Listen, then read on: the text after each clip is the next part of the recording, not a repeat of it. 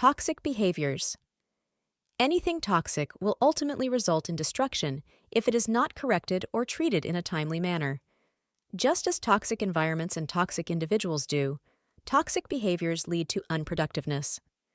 I find wisdom in Ephesians 4:29, which instructs us, "Do not let any unwholesome talk come out of your mouths, but only what is helpful for building others up according to their needs, that it may benefit those who listen."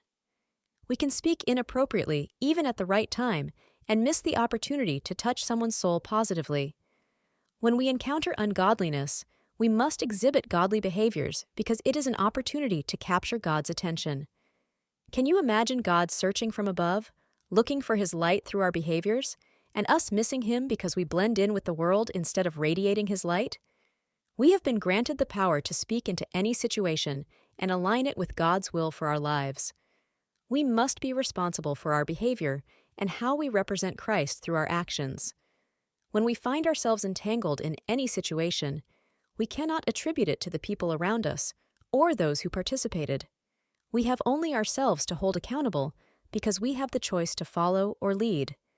Thus, we cannot blame peer pressure for leading us towards a toxic destiny, as it was our choice to follow instead of lead.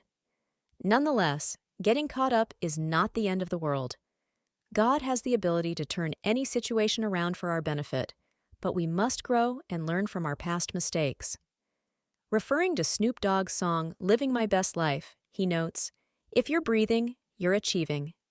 Yes, I reference the secular world because that is where I have learned many of my lessons, and you should too. James 3:2 in the Bible reminds us, "We all stumble in many ways. Anyone who is never at fault in what they say is perfect, able to keep their whole body in check."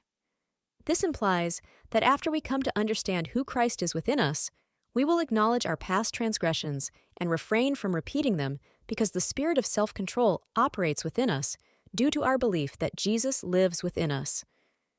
People often quote Philippians 4:13, "I can do all things through Christ who strengthens me," but the evidence of having Christ within you should manifest in your interactions with anything and anyone who does not reflect God's character.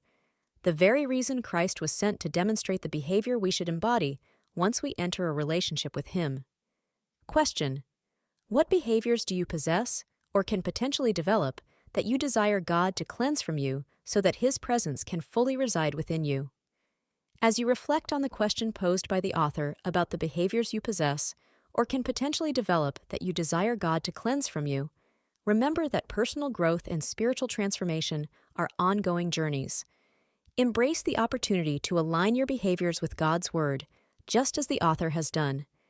If you found this excerpt inspiring and thought-provoking, I encourage you to explore the full chapter and the entire book, Soaking in a Higher Mindset, A Spiritual Cleansing, available on Amazon.com. Delve deeper into the wisdom and insights that can guide you on your path towards spiritual growth and a higher mindset.